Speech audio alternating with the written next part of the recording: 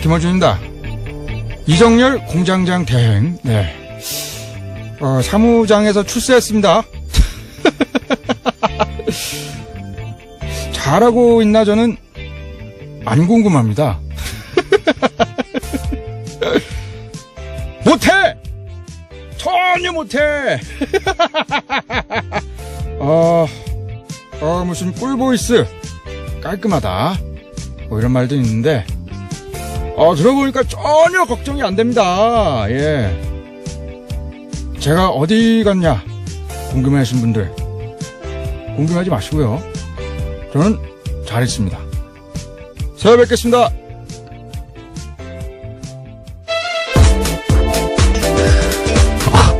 예, 시사인의 김은지입니다.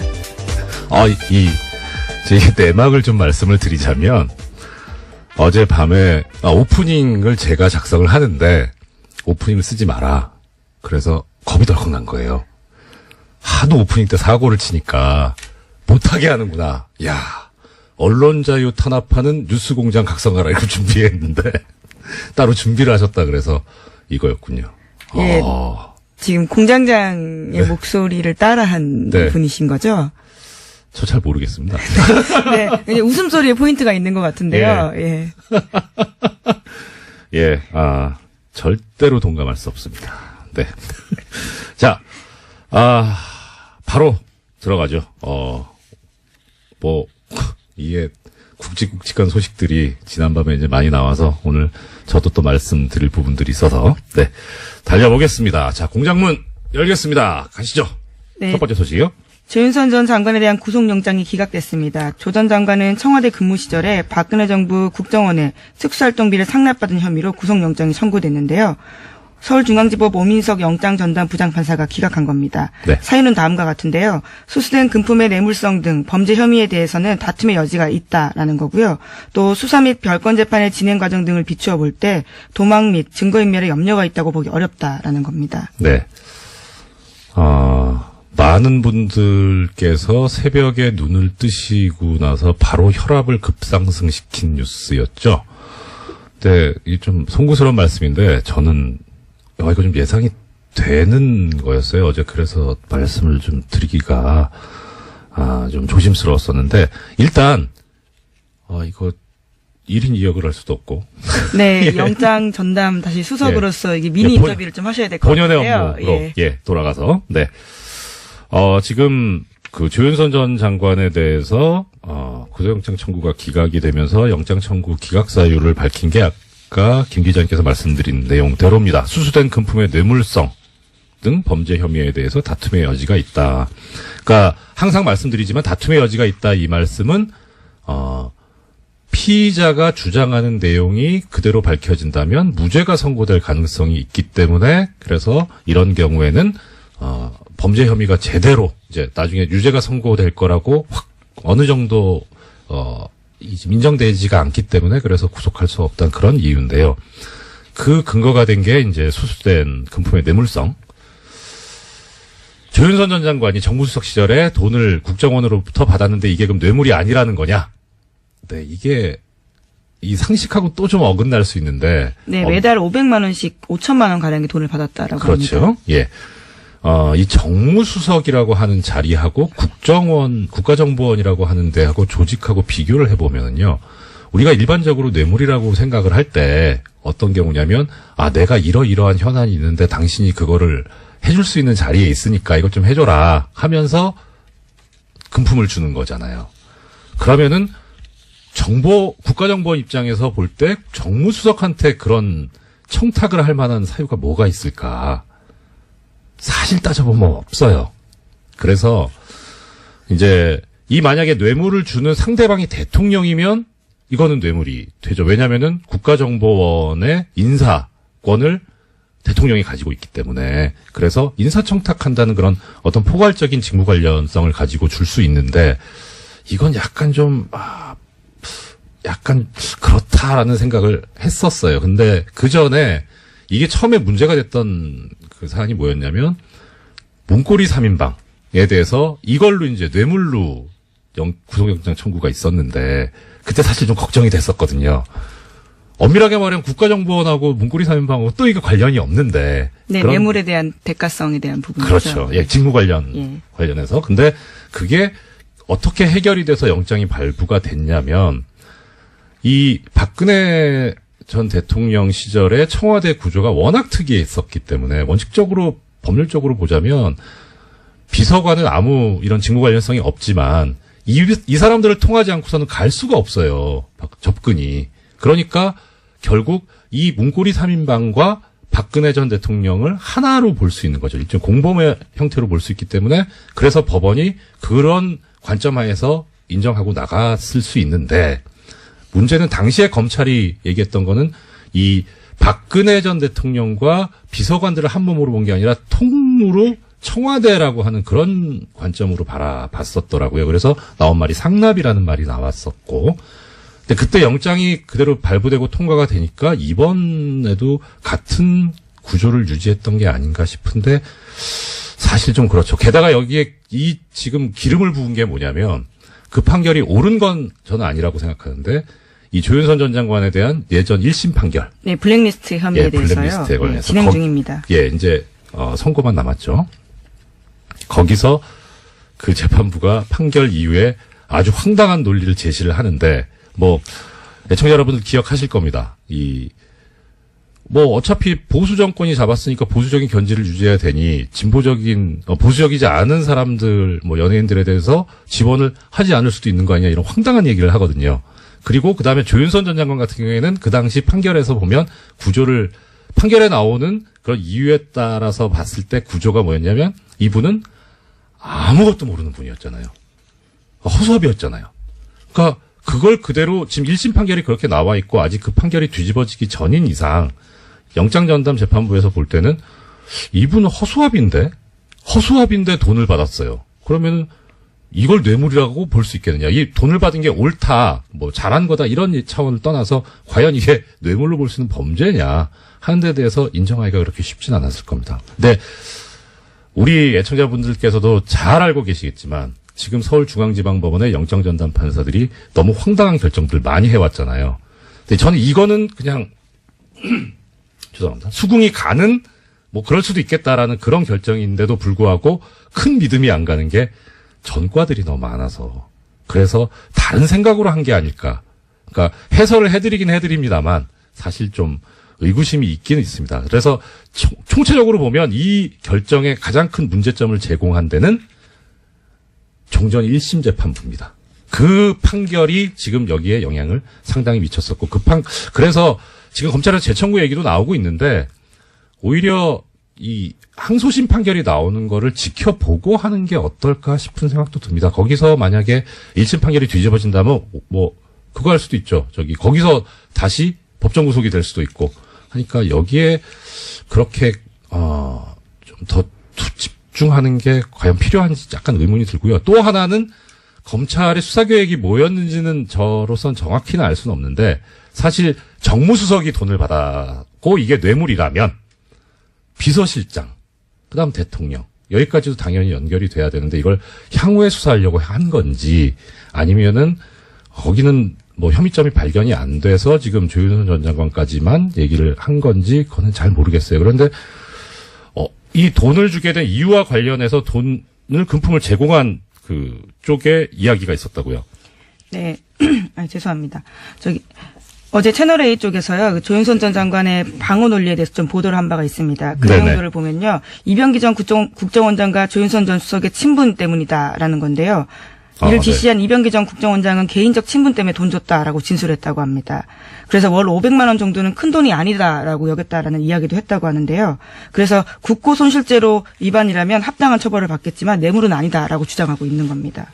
국고손실죄가 더 센데 원래 왜 이러시는지 모르겠어요. 근데 그렇다면은 액면 그대로 받아들이면 이 말이 진실일 수도 있을 것 같아요. 근데 이 말이 진실이더라도 더 아프죠. 우리 국민들 입장에서 보면 아니 도대체 이건 무슨 우리가 뭐 뼈 빠지게 벌어가지고 일해서 버는 거 가지고 세금 냈는데 그걸 자기들 이게 후배가 불쌍해 보여가지고 주는 이런 돈으로 쓰였다는 게 네, 월 500이 큰 돈이 아니다라는 주장도 좀 황당하고요. 게다가 검찰에서는 돈 준 방식에 대해서는 주목하고 있는데 네. 잡지에 현금 봉투 끼워서 조심히 그러니까 몰래 줬다라는 거거든요. 이제 그만큼 이 돈을 주는 것이 적당하진 않다라는 것을 스스로 인식했다라고 판단하는 거죠. 농담할 분위기는 아닙니다만 이 잡지가 시사인이라면 어느 정도는 정상 참작의 여지가 있지 않나? 네. 청와대에서 시사인을 현금 봉투에 끼워서 줬다면 그것도 놀라운 뉴스겠네요. 네. 예. 자, 그러면 여기에 관해서 이제 채널A도 보도를 했는데 조윤선 전 정무수석은 비서관이 줘서 받았을 뿐이다. 예, 결국은 또다시 허수아비 논리를 이야기하고 있는 건데요. 네. 그냥 줬으니까 받았을 뿐이고 이것이 위법한지 몰랐다라는 주장을 하고 있습니다. 그래도 나름 아시는 분들은 아실 텐데 조윤선 전 장관이 저랑 사법연수원 동기거든요. 이분이 연수원 때 아니랬는데 갑자기 정치계로 들어가서 허수아비가 되셨는지 왜 이렇게 이게 저 법률계에서는 이렇게 얘기합니다. 우리가 그 항변이라는 말을 쓰잖아요. 보통은 무효 항변, 취소 항변 이러는데 이거를 바보 항변이라고 합니다. 바보 항변은 법률상 이유가 없는데 받아들이지 않는데 참 열심히 쓰시는 것 같습니다. 자, 다음 소식이요. 네, 우병우 전 민정수석의 구속적부심 청구는 기각됐습니다. 법원은 우 전 수석에 대한 구속수사가 필요하다라고 판단을 한 건데요. 어제 심리를 진행한 곳은 서울중앙지법 형사합의 2부였습니다. 네. 애청자 여러분들 다 검색해 보셨으니까 아시죠? 이우철 부장판사, 그 심리로 열려서 결국, 적부심 청구가 기각이 됐어요. 그래서 어제 기각될 것 같다고 말씀을 드렸는데. 예, 적중하셨네요. 그렇죠. 확률이 50%잖아요. 예. 이거 아니면 저거였는데. 그래도 맞추기는 어렵죠. 예. 사실 어저께 말씀을 드릴 때, 이게 워낙에 뉴스공장이 영향력이 큰 방송이라서 말씀을 잘못 드리면 이 재판에 영향력을 행사하려고 하는 게 아닌가 싶어서 되게 조심스러웠는데 이우철 부장판사가 저하고 같은 재판부에서 근무를 했었거든요. 1년 동안. 속속들이 잘 알아요. 이 성향을. 그래서 하나 걱정스러웠던 거는 그러니까 진짜 정말 정의롭다까지라고 평가는 못하겠지만 또 존경하고 믿고 따르는 선배인데 이분이 그 성향을 보면은 그동안에 오염되지만 않았다면 그러면 당연히 성향상 이런 자신의 권력을 사적인데 동원하고 이용하는 거에 대해서 하는 게 그걸 못 참는 분이거든요. 그런데 그러니까 소위 말하는 정말 정통 보수적인 그런 분이어가지고 근데 늦게까지 안 나와서 오염되셨나? 이거 퇴근 전에 6시 전에 분명히 나올 줄 알았는데 그건 좀 걱정을 했었어요. 근데 역시 기대를 벗어나지 않는. 네. 근데 또 한편으로 이제 이건 어떤 개인적인 거 말고 구조적인 걸 말씀드리자면 이게 원래 구속적 부심의 본래 모습이에요. 지금 영장을 발부했던 권순호 부장판사가 사법연수원 26기거든요. 그 다음에 이우철 부장판사가 사법연수원 25기입니다. 그러니까 물론 그렇게 선배라고 치면 선배일 수는 있는데 이렇게 같은 급의 지방법원 부장판사들이 한 결정에 대해서는 서로 존중을 하고 그래서 영장 발부 이후에 나온 사정만 가지고 이게 석방할 어떤 이유가 합당하냐 아니냐 그렇게 심사해 왔는데 이걸 무너뜨린 게 예전에 김관진 전 장관 때 신광열 부장판사였죠. 그러니까 그때 다들 이거 이러다가 어떻게 하려고 그렇게 하나는 그런 비판이 나왔던 거고요. 네, 그 관련해서 뉴스가 어제 또 네. 나왔습니다. 그러니까 김관진 전 국방장관 같은 경우에는 군 사이버사령부가 댓글을 통해서 선거에 개입한 혐의로 구속된 바가 있는데요. 네. 범죄 성립 여부가 불투명하다라는 이유로 적부심에서 풀려났습니다. 그런데 어제 국방부가 비밀의자 문서를 보면요. 김 전 장관에게 불리한 내용들이 들어있습니다. 총선을 앞두고 당시 여당을 지원하려고 한 뚜렷한 정황이 있다라는 건데요. 그렇기 때문에 이 적부심이 적절했나라는 논란이 일고 있습니다. 네. 이 부분에서 제가 하나만 더 말씀을 드리자면 여기는 또 법규가 애매모호하게 돼 있어요. 그러니까 그때 시간이 모자라서 말씀 못 드렸는데 김관진 전 장관 같은 경우에 가장 이제 받았던 혐의 중에 가장 중한 부분이 군형법 위반이었거든요. 정치에 관여하면 안 된다. 군인은. 근데 이분은 군인이 아니잖아요. 현재는 민간인이죠. 민간인이죠. 그러니까 원래 군형법 적용 대상이 아닌데 그런데 그럼 왜 군형법을 적용을 하느냐. 군인과 함께 범죄를 저질렀기 때문에. 그래서 군형법을 적용을 해가지고 구속영장을 청구를 해서 그게 발부가 됐는데 문제는 그거예요. 정부조직법인가에 보면 정확하게 지금 기억이 가물가물한데 국무위원, 그러니까 지금 장관은 국무위원이잖아요. 이 국무위원은 그 정치 관여하는 데서 처벌 조항이 없어요. 정치 관여를 하면 안 되지만, 정치 운동을 하면 안 되지만. 그래서 정무직 공무원의 경우에는. 그러니까 군형법에 따르면 원래 자기가 적용받는 그런 법인 국가공무원법이죠. 국가공무원법에 의하면 처벌 대상이 아닌데 공범이 되면 처벌받는 게 말이 되냐라는 논리를 들이댔던 거고 그게 먹혔었는데 재밌는 거는 2006년도에 이 비슷한 판례가 하나 있었어요. 대법원 판례가. 아마 그게 상당히 참고가 됐었을 거다라는 생각은 들긴 하지만 나중에 법이 바뀌어가지고 그래가지고 그것도 처벌의 대상이 된다고 바뀌었었는데 그 바뀐 법을 몰랐을 리가 없는 것 같은데 바뀌기 전 법을 적용해서 그래서 당시에 그래서 지금 조금 전에 말씀하셨던 것처럼 범죄 성립 여부가 불투명하다 해서 석방을 했는데 안 불투명합니다. 투명합니다. 범죄됩니다 이거. 네, 게다가 계속해서 증거들이 나오고 있어서요. 예, 그러니까 이 증거의 문제가 아니라 법적인 문제였었거든요. 그런데 뭐 지금 이렇게까지 되니까 이제 근데 뭐 마지막으로 이 부분 하나만 더 말씀드리자면 그 당시에 그 신광열 부장판사를 비롯한 서울중앙지방법원 형사수석부가 무슨 만행을 저지른 거냐면 이 군이 댓글을 달면서 정치에 관여한 부분에 대해서 새로운 증거가 정말 뭐 한 트럭이 나와도 구속적 부심에서 석방이 된 경우에는 피의자가 도주했거나 증거를 인멸한 경우가 아니라면 그걸 그 동일한 범죄 사실을 가지고 구속을 다시 할 수가 없어요. 새로운 증거가 아무리 나와도. 그래서 적부심이 그만큼 무서운 거거든요. 진짜 조심했어야 되는데 그렇게 하고 나니까 참 더 허탈한 거죠. 우리 국민들 입장에서 보면 증거는 계속 쏟아지고 있는데 법적으로 방법이 없으니까요. 네, 그런 문제가 있습니다. 예, 다음 소식은요. 네, 어제 한일 위안부 합의 검증 보고서가 나왔습니다. 이면 합의는 없었다라는 박근혜 정부 발표는 거짓말이었다라는 건데요.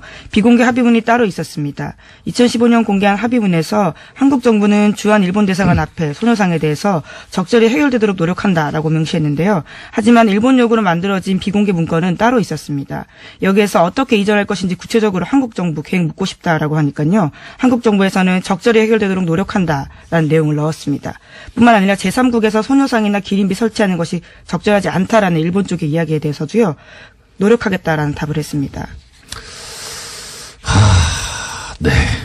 일단 이 문제에 관해서는 잠시 후에 우리 정대협의 윤미향 대표님 모시고 말씀을 들을 예정이어서 거기서 자세히 나오겠습니다만은 그냥 어떻게 보세요? 저는 이 위안부 피해자 이 관련 한일 합의를 보면서 그러니까 법률적으로 보면 첫째는 장관들이 했잖아요. 그러면 국가를 대표해서 이제 양국에서 나왔단 말입니다.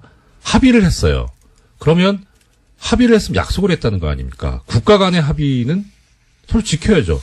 국제법상. 근데 국제법상 이런 합의를 우리는 뭐라고 부르냐면 조약이라고 부르잖아요. 국가 간의 합의를 한 거. 근데 지금 정확하게 그 조약이 기억은 안 나는데 조약으로서 성립이 되려면 원칙적으로 문서가 있어야 되거든요. 문서가 없어요. 그래서 이게 과연 조약이냐. 국제법적으로 지켜야 될 의무가 있는 합의인 거냐. 근데 게다가 비공개까지 있어요. 조약은 문서로 하는 거니까 공개되는 게 원칙인데 비공개 합의라면 이건 더더욱 지킬 필요가 없는 거 아니냐 하는 생각이 들었고 또 하나는 왜 이런 합의를 하느냐.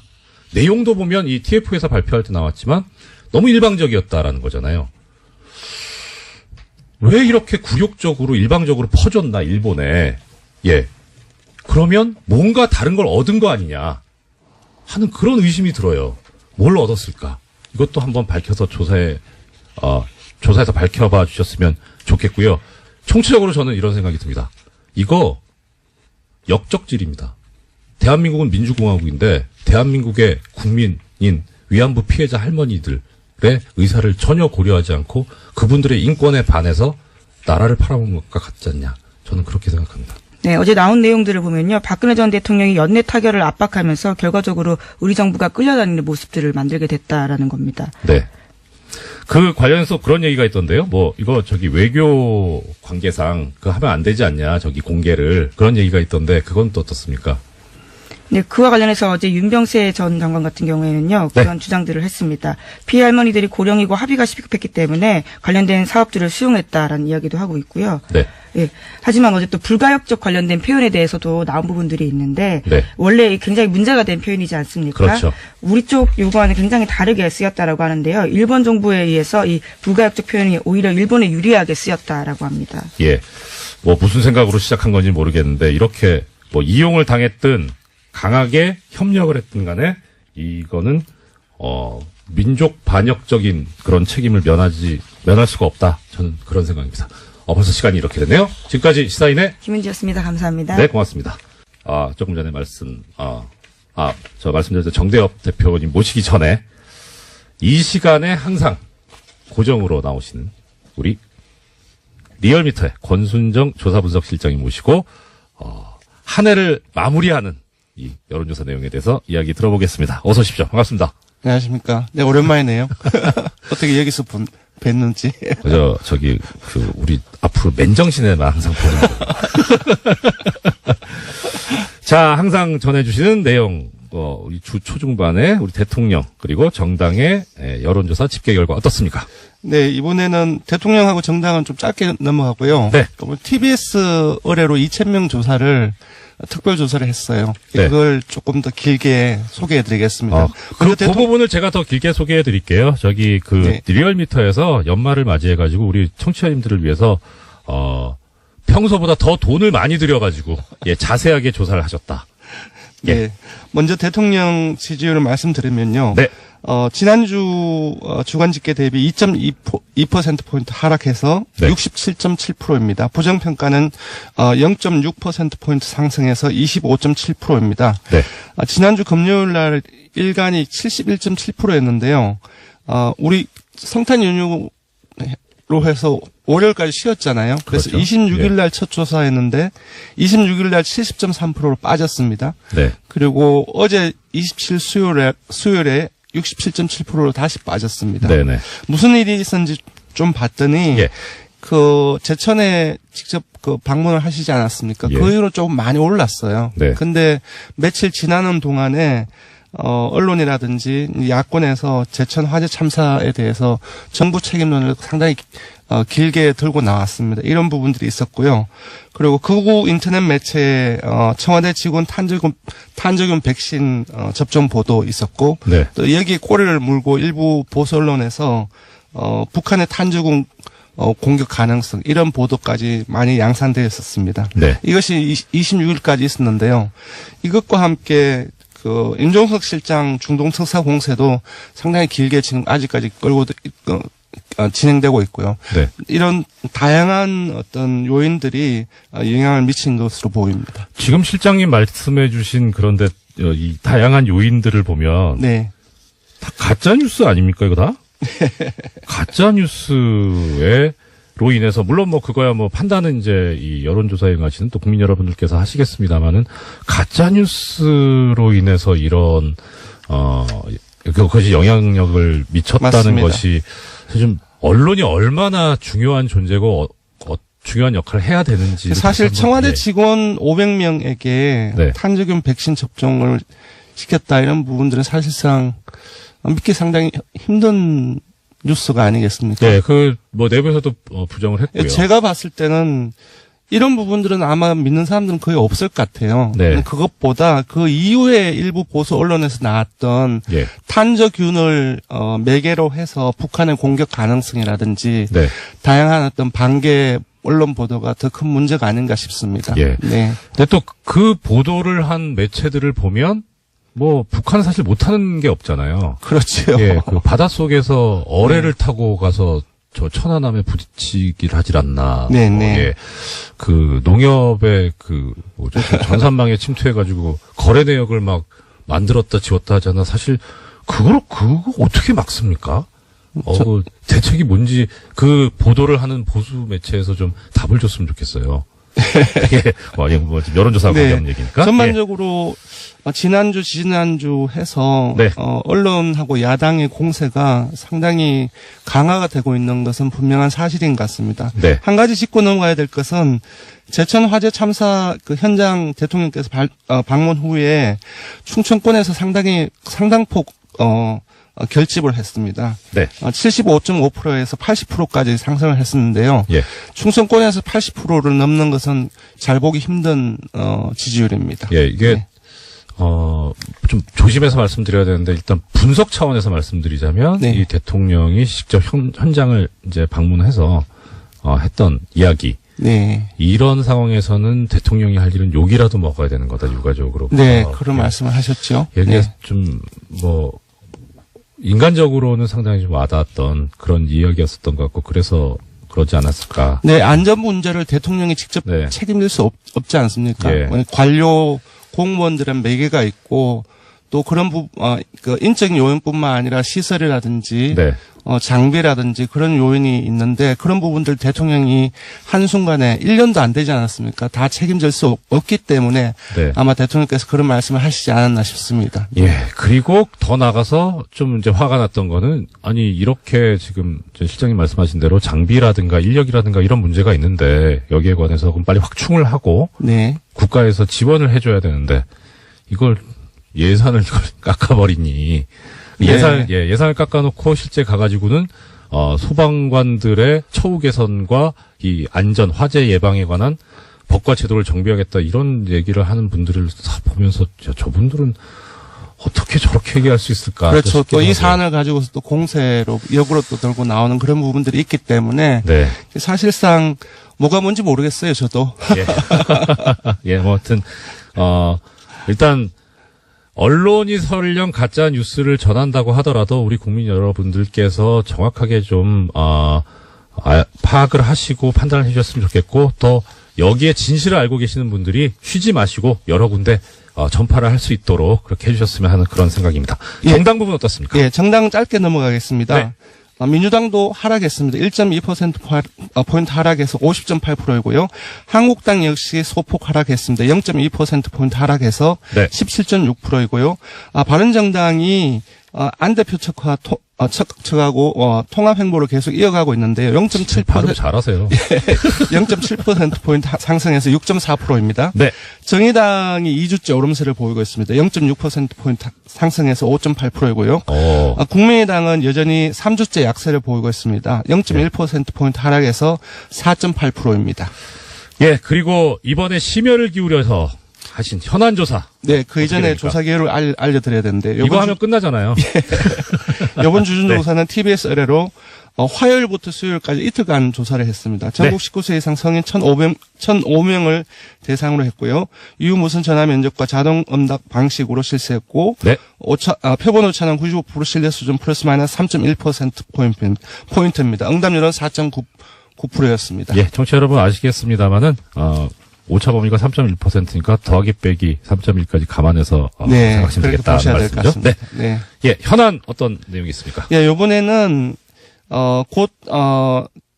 사실상 국민의당이 분당이 현실화될 가능성이 높은데, 네. 분당이 된다고 했을 때 새로운 정당 구도가 만들어지지 않습니까? 예, 예. 이 속에서 과연 정당 지지도가 어떻게 펼쳐질 것인지. 그리고 여기 관심 많잖아요. 네, 예, 또 이걸 그 근거로 내고 이후에 있고. 예. 6.13 지방선거에서 어떻게 펼쳐질 것인지. 네. 근데 그걸 중심으로서 좀 살펴봤는데요. 네. 그러니까 국민의당하고 바른정당이 통합한 정당이 하나 생기고, 그리고 국민의당과 바른정당의 통합을 반대하는 네. 주로 이제 호남 의원분들이죠. 그분들의 정치 세력을 집어넣어서 조사를 해봤더니 네. 더불어민주당이 기존의 현재 정당 지지도보다 한 4.2%포인트 빠져가지고 47.4%가 나왔고요. 그래도 높네요. 네. 자유한국당 역시 0.6%포인트 하락해서 17.8% 정도 나옵니다. 네. 근데 여기서 봐야 될 게 국민의당하고 바른정당하고 통합정당이 얼마나 나왔냐면은 12.8%가 나왔는데요. 예. 이것은 통합하기 이전에 국민의당 6.8%, 바른정당 5.6%하고 합친 12.4%보다 0.4%포인트 높은 겁니다. 그러니까 사실상 통합의 효과는 상당히 미미하다라고 봐야 될 것 같습니다. 시너지가 지금 상당히 통합하자는 통합파의 근거인데. 네네. 예, 실제 조사상으로는 그렇게 많이 나오진 않는다. 네. 예. 여기서 한 발 더 들어가면 네.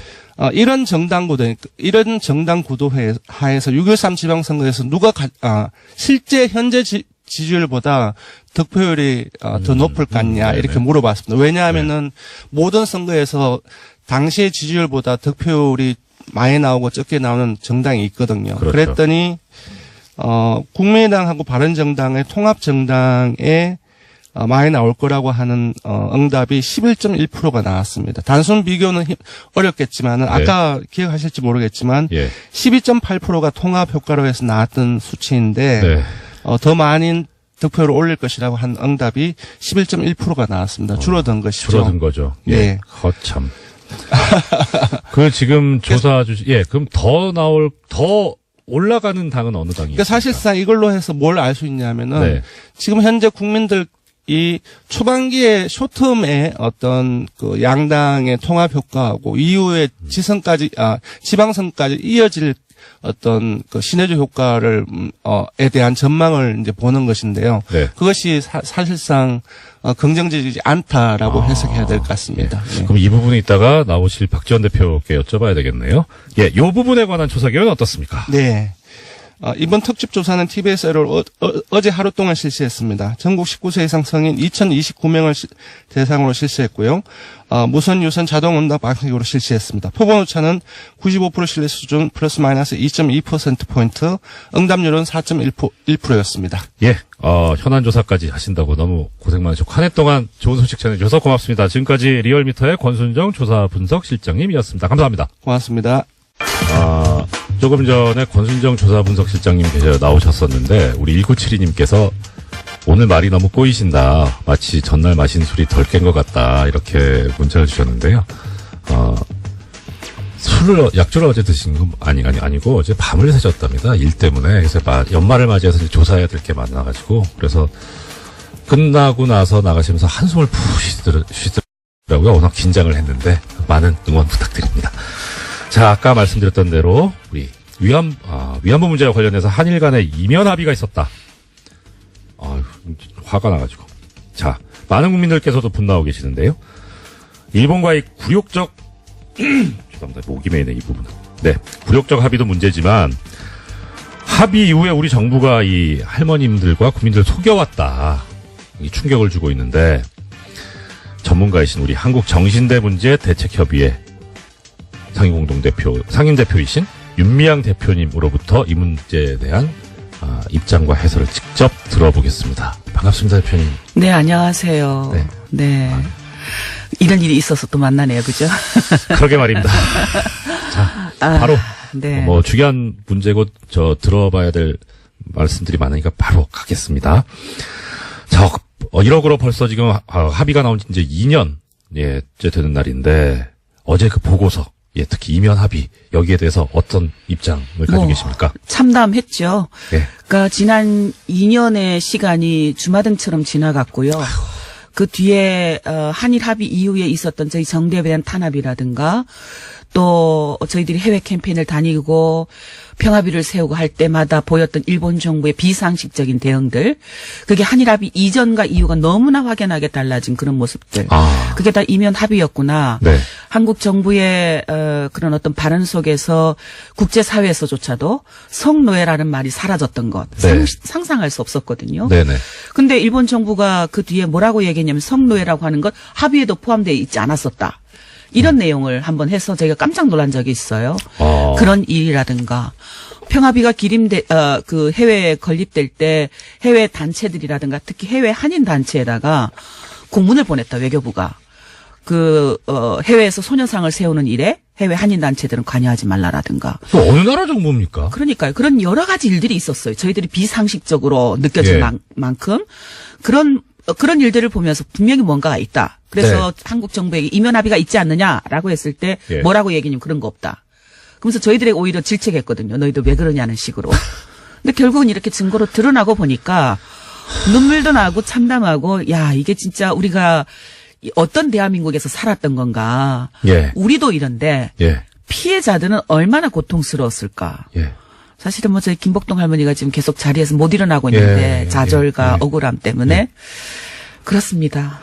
그 문서에 그 이변합의에 보면 이제 뭐 정대협 얘기도 나와 있습니다. 시민단체가 불만을 제기할 경우에 한국 정부가 설득하기로 했다. 네. 그건 정말 어떠셨어요 기분이? 부끄럽기도 했고요. 아 예. 제가 이런 나라에 산다라는 게 예. 아니 한 나라의 NGO의 활동에 대해서 예. 그거를 다른 나라 정부에다가 그것도 관계국에다가 네. 같은 문제를 가지고 있는 관계 상대국에다가 우리나라 NGO를 설득하겠다. 그 얘기는 설득해서 듣지 않으면 탄압하겠다라는 얘기로 들리는 거죠. 그렇죠. 그 뒤에 일어났던 여러 가지 일들 일본 정부는 얼마나 웃고 있었겠어요. 그러니까요. 그러니까 자기네들 일본 정부 입장에서 봤을 때도 제가 그 얼마 전에 일본 오사카를 갔을 때 공항에서 약 30분 동안 조사를 당하고 그런 적이 있었는데 예. 너무나 당연한 거죠. 니네 나라도 그러는데. 니네가 약속했잖아요. 그렇죠. 그런 예. 거죠. 그러니까 그런 일들이 이면 합의 속에서 정대협이 그만한 단체였나 봐요. 저희 실무자가 5명, 6명, 저 대표 포함해서 6명이 올인해서 정말 이 일을 하고 있는데 할머니들 찾아가고 나라를 찾아다니고 유엔을 찾아다니고 이런 일들을 하고 있는데 이게 이 나라가 NGO를 지원하고 뭐 할지는 못할 망정. 예, 대표님 근데 정대협이 중요한 단체인 건 맞습니다. 예, 그거는 인정하셔야 됩니다. 예. 자, 그리고 또 많은 국민들께서 분노하고 있는 부분이 그겁니다. 불가역적 해결이라고 하는 그 부분. 근데 원래 우리 쪽에서는 예, 뒤쪽에 피수식어가 다른 불가역적 사죄. 그러니까 니네들 딱 죄송합니다. 용서 구하고 반성하고 다시는 뭐 옛날에 뭐 이랬니 저랬니 왈가왈부하지 말고 딱 깔끔하게 사과해라 그런 표현으로 쓰자고 한 건데 불가역적 해결로 바뀌어버렸습니다. 어떠셨어요? 그것도 정말 폭력적이죠, 그죠? 폭력적이죠. 그러니까 저희들이 일본 정부에게 요구했던 것은 뭐였냐면은 사죄를 하되 네. 늘 그 사람들이 했던 거는 총리 개인으로서 사과한다라든가 사죄다 아니에요. 오詫비, 사과. 예. excuse me 하는 것처럼 예. 실례합니다, 미안합니다 하는 거죠. 예. 그러니까 사과하고 그다음에 또 그런 일이 없었다. 왜냐하면 개인적으로 한 것이기 때문에 네네. 그런 일을 저희가 20년이 넘게 계속 겪었기 때문에 네. 번복할 수 없는 방식으로 사과를 하라, 사죄를 네. 하라. 그게 예. 내각 결의 방식이든 국회 결의 방식이든 그것을 요구해 왔어요. 그렇죠. 그랬더니 사죄가 번복할 수 없는 방식이 아니라 예. 피해자들의 요구도 담아져 있지 않은, 뭐, 이게 애매모호한 반성에, 뭐, 도대체 예. 저 내용이 무엇이 하는 그런 애매모호한 본질에다가 불가역적인 해결이다라는 표현을 담은 것. 근데 무엇보다도 저희가 이해가 안 가는 것은 왜 한국 정부는 네. 원래 처음에 제기할 때는 번복할 수 없는 불가역적 사죄를 요구했다가 일본 정부가 거꾸로 불가역적 해결을 요구하고 예. 사죄 앞에는 불가역적이 빠지거든요. 네네네. 그러니까 그것을 받아들일 수밖에 없었을까? 오, 얼마나 무능했길래. 왜 그런 걸로 혹시 생각하고 저희가 아직 파악하고 모르겠어요. 계세요? 뭐 그래도 계속 이쪽에 일을 해오셨으니까 뭔가 일련의 정부의 어떤 행동이나 이런 걸 보면 뭐 이렇게 좀 짐작 가는 거 그냥 없어요? 단지 저희들이 지금 추측하는 것은 저 네. 맥락으로 미국의 압력이 가장 컸고 네. 왜냐하면 박근혜 정부가 자초한 거였죠. 예. 위안부 문제에 대해서 피해자와 국민이 납득할 수준의 어떤 해결을 갖고 오지 않으면 나는 아베와 정상회담을 하지 않겠다. 아베 그러니까 정권에 대해서 박근혜 네. 정권이 가장 처음에 던졌던 예. 그 아주 피해자들은 전혀 예. 원하지 않았던 예. 올인한 거죠, 말하자면. 예. 예. 외교, 경제 모든 문제를 외교를 위안부 문제와 예. 그러니까 그렇게 해놓고 보니까 미국의 입장에서 봤을 때는 한미일 군사 어떤 협력을 통해서 미국이 갖고 있는 아시아 태평양 전략을 제대로 수행해 나가야 되는데 이 둘이 만나지 네. 않겠다라고 하니까 답답한 거죠. 싸우자는 거냐? 그런 거죠. 느낌이죠. 그러니까 이제 관계 개선을 요구를 했고 결국은 자국의 나라도 아닌데 네. 남의 나라가 미국이라는 나라가 한국과 일본의 역사 문제, 그것도 인권 문제에 개입하게 하는 그런 동기를 박근혜 정권이 부여한 거죠. 빠져나갈 수 없는. 실제 그렇게 하려고 했는지 의사는 모르겠지만 일단 액면상으로는 너무 강하게 나가놓으니까 오히려 그것이 역으로 퇴로를 막아버린 상황. 그런 거죠. 예. 정말 위험한 길을 걸었던 거죠. 저는 그 말이 처음 나왔을 때 정말 그럴까라는 생각까지 했었는데 그때는 어떠셨어요? 저희들은 그때 왜냐하면 합의가 딱 발표되고 나서 그 전에 있었던 여러 가지 의심되는 일들이 네. 쭈르륵 줄기가 엮여지기 시작했어요. 아. 근데 지금도 마찬가지로 줄기가 쭈르륵 엮어지는데 예. 합의가 그러니까 2015년을 들어서기 전까지는 한일 국장급 협의를 진행을 하면서 그때는 피해자들하고 설명도 하고요. 네. 피해자들이 8.15 관련해서 서한을 전달하러 가면 국장이 직접 나와서 할머니들에게 지금 진행을 하고 있는데 네. 우리는 할머니들이 요구하는 것처럼 번복할 수 없는 방식의 사죄라든가 법적 책임 인정이라든가 이런 걸 요구하고 있는데 일본이 전혀 반응을 하지 않고 있다라는 얘기를 들었어요. 네. 근데 2015년 이번에 이제 드러난 거죠. 고위급 회담으로 갈 즈음 네네. 그때 이미 불가역적이라는 걸 결정을 하는 거잖아요. 그 전부터는 모든 것이 비밀로 저희들이 아무리 얘기를 해도 외교부는 모르고 있었어요. 그러니까 이번에 보니까 외교부가 결국은 허수아비였구나. 예. 진짜 몰랐구나. 예. 모든 것이 청와대와 안기부 국정원이 이것을 기획하고 준비하고 있었구나 하는 것이 드러난 거죠. 그러니까 보면 외교부는 우리 피해자 할머니들에 대한 립서비스 담당. 그런 거죠. 예. 네. 아니 국가기관이 이렇게 한 거에 대해서 이제 와서 그렇게 드러났고 보셨는데 이거 어떤 책임을 물어야 한다. 어느 정도 책임져야 된다. 어떤 생각이세요? 그 허수아비 역할을 하면서 외교 장관의 역할을 했던 윤병세 장관 지금 그만두셨지만 네네. 저는 사직이 그러니까 뭐라고 그러죠? 이 자리가 끝나는 게 아니라 네네. 네. 명확한 책임은 물어서 예. 추궁해야 된다고 봅니다. 네. 왜 그렇게 방치했는지 예. 무엇보다도 외교에 대해서 비전문가이면서 네. 인권 문제 비전문가이면서 역사 문제 비전문가이면서 그것을 진두지했던 박근혜 네. 책임을 물어야죠. 그렇죠. 왜 피해자들을 이렇게 고통으로 몰고 갔는지 네. 국민들을 역사 문제에 충격을 빠뜨렸는지 네. 김복동 할머니 표현대로 역사를 10억엔 그 정유라의 말 한 필도 안 되는 값으로 그렇게 팔아버렸는지 이런 것을 추궁해서 책임을 물어야 된다고 봅니다. 추가돼야 되겠죠. 어떤 이제 국민들께서 이런 말씀들을 하셨어요. 처음에는 그러니까 이 위안부 피해자 할머니들 이 문제에 관해서 처음에 이제 그렇게 강하게 이 일본과의 정상회담도 안 하겠다 뭐 이런 식으로 강하게 나가니까 박근혜 정부에서 또 여성 대통령이 되니까 이 부분은 좀 다르구나, 공감을 하는구나 이런 얘기가 나왔었어요. 근데 사실은 또 그렇게 보는 분들도 있었겠죠. 네, 역시 좀 다르다라고 네. 그렇게 시작을 받겠죠. 근데 저희들은 걱정을 하기 시작했어요. 네. 저 선언은 오히려 피해자들에게 희생을 만들어낼 수 있을 텐데. 물론 이제 뭐 해외 언론들이나 방송이 저희들에게 그 입장에 대해서 어떻게 생각하느냐라고 네네. 인터뷰를 할 때는 저도 그때는 외교를 약간 했던 것 같아요. 뭐 대통령의 뜻이 그만큼 강하다는 거 아니겠습니까? 예. 그런 식으로 이야기를 하면서도 그러나 걱정입니다. 예. 라는 얘기를 할 수밖에 없었는데 네. 사실은 위험한 길로 들어선 거였죠. 그렇죠. 그건 바람직한 일이 아닌데 저는 좀 걱정이 지금 정부도 그러니까 일본이 지금 거꾸로 이제 아베가 그걸 올인하고 있거든요. 네. 위안부 문제와 모든 외교를 그 하나로 예. 원 트랙으로 지금 하고 있거든요. 네. 뭐 위안부 안 하면 모든 걸 안 하겠다고 하는 거잖아요. 예. 위안부 안 하면 평창도 안 하겠고 위안부 안 하면 너희들 안 만나겠다라는 거잖아요. 그러니까 거꾸로 그렇게 하고 있는데 이제 말씀 주셔서 문정부가 근데 저희 일부 네티즌들은 그렇게 얘기합니다. 일본에서 그렇게 얘기하니까 하지 마, 오지 마 이런 얘기도 하고 있습니다. 이제 예, 그런 얘기 예, 볼 예. 때마다 저는 이제 댓글을 할 수가 없는데 네네. 또 현실이라는 게 정치라는 게 그럴 수가 없잖아요. 예, 그건 네, 그렇죠. 외교가 모든 뭐 위안부 문제만 있는 것은 아니고 풀어야 되는 건데 그건 정부가 지혜롭게 풀어야죠. 예. 네. 시간이 부족한데 꼭 여쭤보고 싶은 말씀 한 두세 개만 더 여쭤보겠습니다. 먼저 자 이제 그러면은 대표님께서 보시기에 이거 이제 어떻게 해결했으면 좋겠습니까? 답은 이제 나왔잖아요. 예. 정부가 무엇을 해야 될지 네. 한일합의가 폐기돼야 되는 건 맞고 네. 근데 폐기되기 위해서 어떤 절차를 거쳐야 되느냐 네. 지금 피해자들이 가장 불편해하고 있고 국민들이 힘들어하고 있는 그 10억엔을 어떻게 반환할 것인가. 네. 그리고 화해치유재단을 해산하는 과정을 네. 밟아가야 되는 것 예. 사실 어려운 문제예요. 뭐 정치가 그 대통령은 더 골치 아프겠죠. 외교장관은 더 골치 아플 것이고.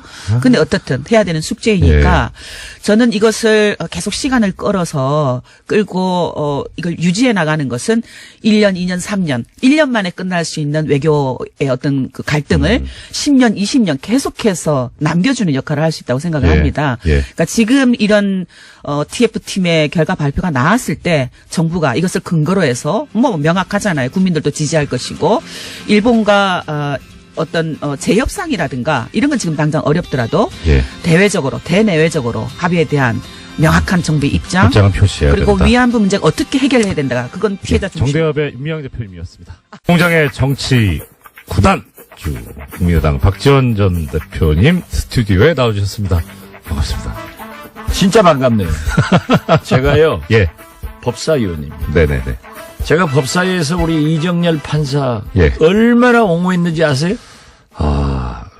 뭐 청탁을 변호사비 드린 것도 내세요, 아닌데. 아무튼. 예, 청탁 드린 것도 아닌데. 청탁은 안 했지만은 예. 정의롭게 했죠. 예, 그러니까 잊지 이제 않고 변호사로 있습니다. 돈 버니까 지금 변호사 아닙니다. 아직 안 해요? 네. 오. 아직 지금 사무장. 아직이라고 하기보다 사무장에서 할 것 같습니다. 네. 사무장 월급이라도 예. 나한테 후원금이라도 보내야 돼요. 대표님 기왕 얘기가 나왔으니까 제가 청탁을 하나 드리자면, 여기 이 출연료가 짭짤한 모양이더라고요. 그래요. 예. 그러면은 네. 안 그래도 이 방송이 훨씬 좋아졌어요. 김어준 공장장이 할 때는 이거 엉망이었어요. 그런데 그렇습니까? 굉장히 청취율도 좋고 예. 훨씬 잘한다 하니까 우리 법사위에서 제가 네. 법무부에다 조치를 해가지고 예. 김어준 입국 금지 입국 금지. 예, 이 조치를 하고 그 대신 생활비는 제가 좀 보내주려고 그래요. 이것도 그런 한 배려까지. 1년만 안 오면은 네. 교통방송 빵 뜨네. 그리고 그리고 그 양반은 말씀이, 예. 좀 질이 낮아서 안 해야 돼요. 제가 차마 그 말씀까지는 못 드리는데. 아니 질이 부장판사님은 고질이고 저도 상당한 중질이고 거긴 저질이에요. 그거 우리가 아는데 예. 왜 아느냐. 그것도 제일 많이 들어요. 다녀보면요. 예. 김어준 공장장 하는 거 재밌게 들었습니다. 아니 우리 전라남도 예. 부산 가도요. 거기까지는 사실 안 들리거든요. 그렇죠. 여기는 라디오로 가는 건 아니죠. 네, 외부로 듣고 뭘로 듣고 다 얘기해. 네. 그러니 이거 주기도 못하고 살리도 못하고 안 나오지도 못하고 나오지도 못하고. 사실 그러니까 저까지 저질돼요. 대표님께서 잘 해주시니까 그래서 물론 좋은 저는 건데. 굉장히 훌륭하지만은 네. 내 파트너가 이정열 부장판사 같이 훌륭한 분이 한다면은 고질의 진행자가 한다면은 훨씬 올라가니까 오지 말게 하자. 대표님 근데 고질하신 게 괴질로 들립니다.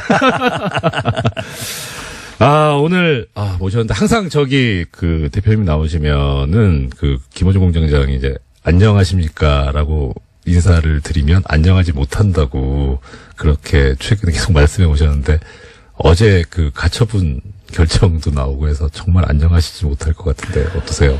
우리가 가처분은 네. 이 판사 재판장은 네. 오른 눈으로 볼 때, 왼 눈으로 볼 때, 두 눈 다 뜨고 볼 때마다 틀리더라고요. 판결문이. 네. 그래서 재판장은 네. 저처럼 예. 일목요연하게 보는 사람이 재판장이 돼야 되는데 제가 뭐라고 어제 말씀드리지 재판장 못해. 예. 아니 진짜 그래요. 저는 일목요연하게 봐요. 그래서 제가 잘하는 거예요. 어제 그 판결문 내용을 보면 네네. 제가 11년째 예. 이 법사위원을 하고 있기 때문에 부장판사 출신 사무장보다는 제가 훨씬 나아요. 저는 사무장 경력이 아직 이제 3년밖에, 그렇죠. 4년밖에 안 됐습니다. 네. 저는요, 감옥도 살아보고, 예. 재판도, 지금도 재판 받는다니까요. 네. 얼마 전에 또 소식이 있더라고요. 네, 1월 달에 이제 선고하는데, 네. 아무튼, 예. 그 판결문 내용을 보면은, 이 투표는, 예. 즉, 신임 투표는 법적인 효력이나 의무를 발생하는 투표가 아니기 때문에 투표를 중단시켜야 할 긴급성이 없다고 판단한 것입니다. 네. 거기다가 판결문에 재신임이 부결되더라도 네. 안철수 대표가 사퇴해야 하는 의무가 없다고 했고 네. 당원들의 의사를 묻는 것에 불과하다. 이렇게 해석을 했거든요. 법적 문제가 이건 아니라는 왼쪽 얘기네. 눈으로 본 거예요. 예. 만약 이정미 소장처럼 일목요연하게 봤다고 하면은 인용이죠. 그 아까 우리 이정열 사무장입니다. 판사께서도 네. 부장판사님도 전직. 네. 우리나라는 높은 걸 좀 불러주는 게 좋아요. 사무장보다는. 사무장 놓습니다. 네. 아, 예. 예, 네. 일본 위안부 얘기했을 때 예. 뭐 그렇게 설명 들을 필요 없이 네.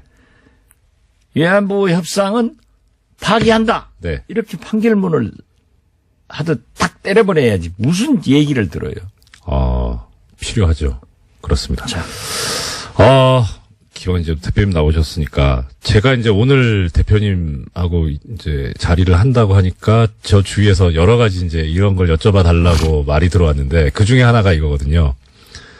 뭐 법적인 것도 그렇고 명분도 그렇고 그렇지만 이 지금 국민의당 내부에서 현재 이제 진행되고 있는 전 당원 투표 이것을 거부하시는 게 질 것 같아서 그러신 거 아니냐.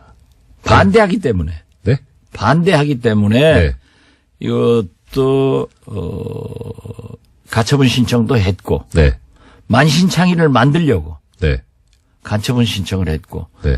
제가 가처분 신청하기 전에 또 법원에 제출하고 나서도 네. 이건 사법부의 판결은 항상 절차상 이런 문제가 있지만은 그것은 정치권에서 정당에서 국회에서 해결하라. 네, 자율권 보장이죠. 네. 그게 이제 공부한 사람들의 학문적 얘기고 판사들의 변명이 딱 그렇게 나온다. 이 개입하기 싫다 예. 하는 거기 때문에 우리는 인용이 되지 않는다. 네. 그렇게 기각된다 예. 하더라도 해보는 거고. 그런데 어제 소득이 있어요. 네네네. 방금 제가 읽었던 그런 예. 내용이 있기 때문에 네. 그래서 우리는 첫째는 반대한다. 예. 그리고 안철수 대표가 당무회의에서 최고위에서 얘기한 것은 통합을 반대하는가 찬성하는가. 네. 여기에 대한 전당원 투표를 하겠다고 했다가 예. 바꾸죠. 막상 실제 투표를 들어가- 하면서는 네. 통합을 찬성하는 안철수를 신임하냐 안 하냐 예. 이런 것으로 바꿨기 때문에 그건 예. 원천적인 무효예요. 네. 그렇지만 이것도 만약에 제가 볼 때는 어제까지 경위적으로 한 15% 투표가 됐거든요. 네네. 그런데 정치권에서 보면은 나흘간 하는데 대개 지지자가 첫날 약 70% 합니다. 예. 예. 오늘 70% 보세요. 정도? 네. 오늘은 툭 떨어질 거예요. 네. 그 충성분자들이 70%를 하기 때문에 네. 많이 하는 거 보이지만은 저는 3분의 1, 33%를 결코 요건을 채우지 못한다 이렇게 보고 있습니다. 예. 제가 아까 드렸던 질문의 취지는 그거였습니다. 그러니까 전 당원 투표, 그러니까 가처분 신청 말고 전 당원 투표 자체를 지금 반대하시는 이유가, 그러니까 이제 아니 투표해서 이기실 것 같으면 찬성하실 텐데 질 것 같으니까 투표했을 때 투표 결과가 그래서 반대하시는 거예요. 그건 아니에요. 네. 우리는 안철수 대표가 거듭 말씀드리지만은 부당한 불법적인 통합을 하려고 하고 네. 오늘 말이죠. 심지어 그 정동영, 네. 천정배 예. 이 세 분이 이현주 네 분이 당대표 나왔을 때 네네. 정동영 후보가 천정배 후보가 물어요. 바른정당과 통합할 것이냐? 그러니까 절대 하지 않는다. 그런 거 하지 않는다. 라는 동영상이 이제 찾아내가지고 지금 카톡으로 돌리고 있더라고요. 그렇습니까? 저도 제 페이스북에 있는데 만약 여기가 지금 예. TV라고 하면은 교통방송은 TV 안 내줘야 돼. 그러면 다른 방송이 죽어요. 아니, 저 대표님, 저 TV 있습니다. 정봉주 의원이 하는 저 충격시대도 나가고. 아니, 제대로 된 TV를 얘기하는 거예요. 왜냐하면 다른 방송이 죽어. 전부 교통방송만 시청하기 때문에. 워낙 훌륭한 방송이죠. 그래, 아무튼. 네. 그럼 제가 대통령 되면 해줄게요. 이거 갈등되네요. 아무튼. 자, 예. 거기에 보면은 다 그게 나와요. 예. 제가 참 꼭 보여주고 싶은데. 예. 들려드리고 싶은데요. 제가 바로 카톡 아이디 올리겠습니다. 저는 뭐 거기까지는 못해요. 사실이 아닌 이야기 주장을 하는 이런 것은 도저히 아무에게도 도움이 안 된다고 생각합니다. 편집해야 될 것 같은데요. 자, 그 해당 부분 바른정당과 합당하지 않겠습니까? 이렇게 질문합니다. 네. 합당 추진은 없는 겁니다. 아, 예. 저는 하지 않겠습니다. 보시죠. 오늘 나오겠네요. 아니, 많이 나와요. 네, 예. 자, 대표님, 그리고 또 하나, 이 부분에서 이제 또, 제가 받은 질문 중에 하나가 이겁니다. 지금 정치 구단이라고 불리실 정도로 정말 이 정치계를 꿰뚫고 계시는데, 한편으로 보면, 안철수 대표 같은 경우에 합당을 했다, 탈당을 했다가 분당을 했다가 하는 그런 전과들이 꽤 있었는데, 이번에도 그런 일이 또 벌어질 것이다라는 것을 예견하시지 않았을까? 왜 모르셨을까? 예견하시고도 그러셨을 것 같진 않은데. 그런데 당시에 어떤 판단으로 이 안철수 대표와 당을 같이 하실 생각을 하셨었는지 그런 질문을 하는 분들이 계시더라고요. 물어봐 달라고. 모르셨어요? 이런 일이 또 벌어질 거다. 원숭이도 나무에 떨어져요. 아니, 김어준 공장장 입국 금지 처분을 만들어낼 정도로 이 능력 있으신 분께서 스스로를 원숭이로 비유하시면 어떻게 합니까? 그렇잖아요. 예. 사람은 누구나 오판할 수 있고. 아, 네. 그렇지만은 누구를 속인 사람이 나빠요. 아. 속임을 당한 사람이 나빠요. 그렇지만 그렇죠. 같은 사항을 예. 두 번 속임을 당하면 네. 속임 당한 사람이 바보고 잘못이에요. 지금 첫 번째시다, 대표님께서는. 그런 제가 말씀이시죠? 꼭 그렇게 답변해야. 우리 이정열 판사가 김어준 공장장한테 가면 많이 됐네. 아니요, 저희 이제 거기 답지 마세요. 스타일이 정확한 답변을 받아서 조서에 올려놔야 그래가지고 판결문 쓸 때 참고를 할 수 있겠죠. 지금 사무장이 무슨 건방지. 그러면 지금 이제 어떻든 아까 투표는 진행이 되고 있고 오늘부터는 이제 떨어질 거라고 하셨는데 안철수 대표나 이 통합파 쪽에서는 고무적인 일이다. 생각보다 더 많이 나왔다라고 얘기를 하고 있습니다. 자기들은 그렇게 홍보 고무적인 것으로 보이고 네. 또 우리는 거부를 하고 있기 때문에 반대를 네. 하고 있기 때문에 예. 첫날은 그렇게 많은 거다. 예. 이렇게 얘기를 하죠. 아, 네. 그걸 감안해서 들으세요. 아. 정치인은 말은 좀 감안할 필요가 있고 정치인은 유리한 것만 얘기하는 거예요. 우리가 판사예요. 우리 피고인은 예. 자기도 그러잖아요. 재판할 때. 피고인이 유리한 얘기만 해라. 네. 그리고 불리한 얘기는 진술 거부해도 된다 하고 네, 그렇습니다. 얘기하잖아요. 아니, 근데 지금 거기서는 그러더니 또 여기서는 그렇게 바뀌었어. 대표님 사람이. 여기 피고인으로 계신 게 아니니까. 나 피고인이에요. 자, 그러면 지금 이제 통합 관련해가지고 계속 지금 이제 이번 주에 현안이 되고 있어서 통합으로 이제 결론이 나왔을 때 여러 가지 장애물이 있고 넘어야 될 산이 많습니다만 그럼 이제 대표님을 비롯한 이 통합 반대파 쪽에서는 어떤 생각과 계획을 가지고 계시는 겁니까? 이 시나리오라든가 로드맵은 어떠신지. 그러기 전에 한 가지만 얘기할게요. 정당이라는 것이 네. 국고보조, 네. 국민 세금으로 움직입니다. 그렇죠. 그런데 네. 전에 전라남도 지사 나왔다가 이제 실패한 사람이 저한테 그런 얘기를 하더라고요. 예. 문자 비용만 예. 20억 넘게 써가지고 도저히 선거를 못하겠다. 그래요. 예. 그런데 지금 당비로 예. 박지원님, 이정열님 당원 네네. 이름을 넣어서 네. 투표를 투표하라고. 하라고 이렇게 예. 독려를 하고 있고 네. 찬성하라고 독려하고 있단 말이에요. 네. 그런데 어떤 분이 오늘 아침에 보내왔는데 어제 11번을 받았대요. 그리고 폭탄이네요. 저희 사무국장도 10번 받고 예. 어떤 분은 6번 받았다는 사람이 제일 적어요. 네. 엄청나게 보낸 거예요. 그런데 기가 막히게 예. 박지원 예. 제 아내한테는 안 보내더라고요. 왜요? 저는 반대하는 걸 아니까. 이래서 과연 그것까지 지금 신경을 쓰고 하고 있다. 과연 그렇죠. 과연 국민이 준 이 국고보조 혈세로 네. 이러한 것을 사용 개인적으로 할 수 있는가? 이걸 아마 법적 검토를 해야 되겠고 제가 당 대표를 하면서는 매월 국민의 혈세이기 때문에 당 재정을 의원총회에 보고하고 네. 의원들의 질문을 받고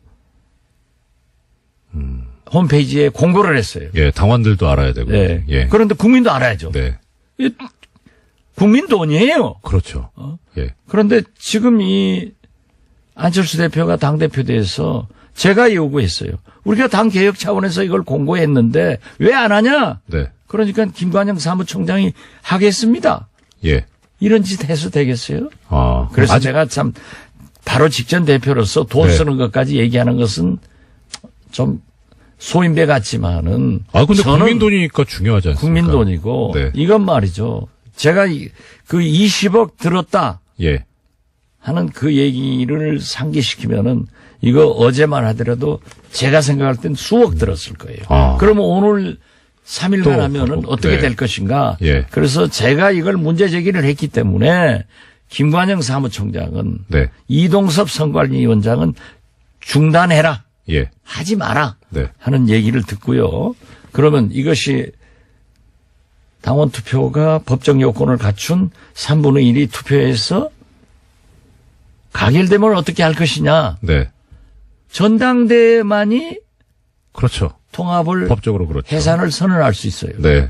아니 부장판사 출신이 법적으로 해야지 그럼 어떻게 해요? 그렇죠. 예. 그러니까 사무장밖에 못해. 그러니까 지금 그 안철수 대표 측 통합파 쪽에서는 이런 법적인 요건을 피해가기 위해서 전당원 투표라는 걸 끌어들인 거 아니냐. 그것은 네. 거듭 말씀드리지만 안철수 신임 투표예요. 그렇기 때문에 우리가요. 네. 서울시장은 유권자 몇 명 이상이 투표해야 된다 하는 법이 없어요. 없죠. 네. 그러나 소환 주민투표법의 난발을 막기 위해서는 네. 유권자 즉 국민의 3분의 1이 투표에 참가해서 과반수 찬성이 돼야 의결된다 해요. 네, 그렇죠. 그건 난발을 방지하기 위해서 하는 거예요. 예. 그런데 과연 우리 당헌 당규에도 국민을 당원으로 바꿔놓은 것뿐이에요. 네. 그렇기 때문에 즉 전당원 투표제가 누구나 신청하면은 난발되기 때문에 억제를 시켜놓은 거란 말이에요. 네, 그렇죠. 그래서 이번에도 3분의 1이 돼야 된다. 오세훈 무상급식 예. 그때 나쁜 투표 해가지고 했었죠. 3분의 1은 안 되니까 개봉도 안 하고 덮었잖아요. 네. 이번도 저는 그렇게 된다라고 네. 하는데 안철수 측에서는 아니다. 예. 내 신임 투표 되니까. 박지원 당신도 19% 투표해서 대표됐고 내가 될 때는 24%. 그때는 또 경쟁자가 천정배, 정동영, 예.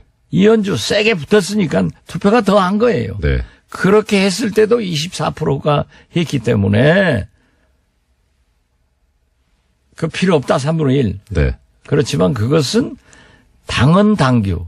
우리 당원 1호의 1호 당규. 예, 당원 규정 있죠. 당규. 예. 역시 예. 25조인가? 그런 걸로 되게. 법조인이라 다 공부해가지고 오셨군. 야, 저기, 이렇게 자료는 항상 가지고. 아, 잘했습니다. 네. 이런 말이 또 있습니다. 저기, 안철수 대표 같은 경우에 이제 2015년에 새정연 혁신안이 나왔을 때 당시에 당시 문재인 대표의 새정연 혁신안을 놓고 반대를 하면서 어떤 형태의 여론조사든 당원 투표든 이런 거 다 반대한다 할 때 그 근거로 들었던 것이 혁신을 해야 되는데 이게 대표에 대한 신임 투표로 변질돼 버리니까 본질을 흐린다 이런 얘기를 했었거든요. 말씀하신 적이 있는데 지금 이 국민의당의 이 전당원 투표는 방금 대표님께서 말씀하신 대로 오히려 신임 투표로 가고 있거든요. 이게 좀 모순되지 않느냐 이런 지적을 하는 분들이 계시더라고요. 여기 대표님 생각은? 그게 안철수 대표야말로 진짜 참 착하고 좋으신 분이었는데 네. 또 과거형입니까? 정치를 하다 예. 보니까 저렇게 예. 오염이 빨리 되는 아, 감수성이 예민한 사람인가 네. 하고 생각을 해요. 아. 그래서 차라리 저분은 의사보다는 네. 연예계로 나갔으면은 아주 잘했을 것 같아. 감수성이 예민해. 그런데 또 예.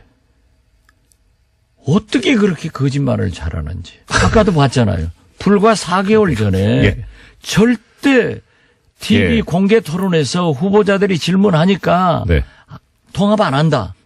그리고 저한테 네. 제가 안철수 대표에게 얼마나 충성을 해줬습니까? 저에게도 선배님 통합 통짜도 안 꺼냅니다. 네. 중진들, 전직 대표, 당원들, 우리 의원총회에서도 통합 통짜도 안 꺼낸다. 네. 그리고 연대나 한번 생각해보자. 라고 했던 분이 유승민하고 만나서는 바꿨단 말이에요. 지금 2015년 새정년 네. 신임 투표에 대해서도 반대했단 말이에요. 네.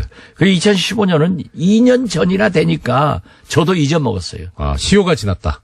아니 그렇게 좀 바꿀 수도 네. 아, 그런 시간이 이게 지났다. 뭐예요? 바로 엊그제하고 예. 저하고 점심 먹으면서 얘기하고 나서 기자한테 가서 2시간 만에 통합만이 살 길이다. 예. 그래서 첫째는 무신분립. 신일 지도자가 신뢰가 없으면은 네. 국민이 따르겠어요? 네. 그렇군요. 예. 자, 일단, 오늘 지금 박지원 대표님 말씀 듣고 있는데, 내일은 이제 장진영 최고위원 출연해서 반대쪽 얘기도 한번 저희가 들어보고. 제가 장진영 최고하고 예.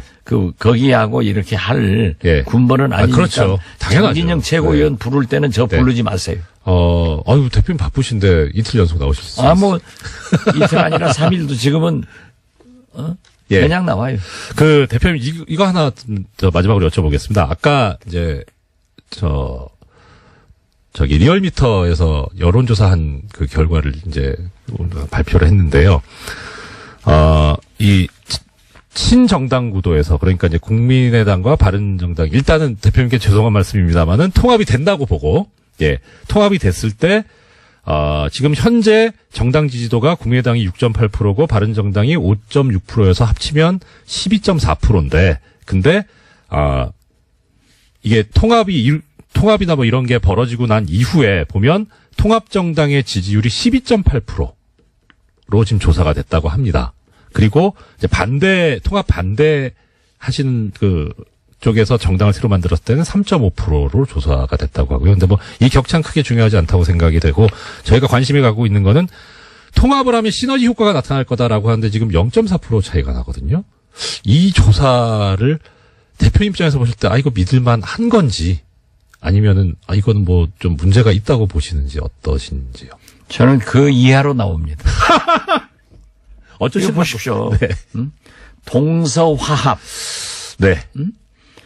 야권 통합은요. 예. 국민이 가장 바라는 일반론입니다. 예. 그러나 혈액형이 다르고 정체성과 가치관이 다른 사람들끼리 정당이 통합해 놓으면은 네. 그걸 혼돈하고 있는 거예요. 예. 그렇기 때문에 12.8%나 나오지. 예. 안철수 대표가 주장하는 3등, 4등이 합치면 2등 된다 하는 예. 것은 또 정치에서 2등은요. 다 떨어져요. 2등 되는 거 봤어요?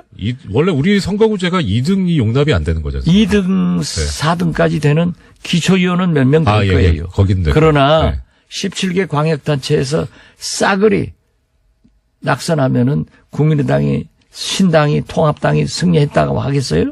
그렇기 때문에 저는 12.8%는 네. 국민의 막연한 네. 동서화합 그리고 야권 통합을 해서 좀 정부 여당을 견제해라 네. 하는 희망사항이 포함되어 있고 우리 반대가 신당을 창당했을 때 우리 반대 세력을 3.5%로 하는 것은 네. 어째서 너희들은 또 분열했냐? 그런 징벌적 요 사항이 여기에 포함됐기 때문에 저는 그렇게 됐다. 네. 이렇게 보지. 그러나 이 흐름이 네네. 중요한 거예요. 예. 그래서 분열하지 말고 분열의 안철수 네.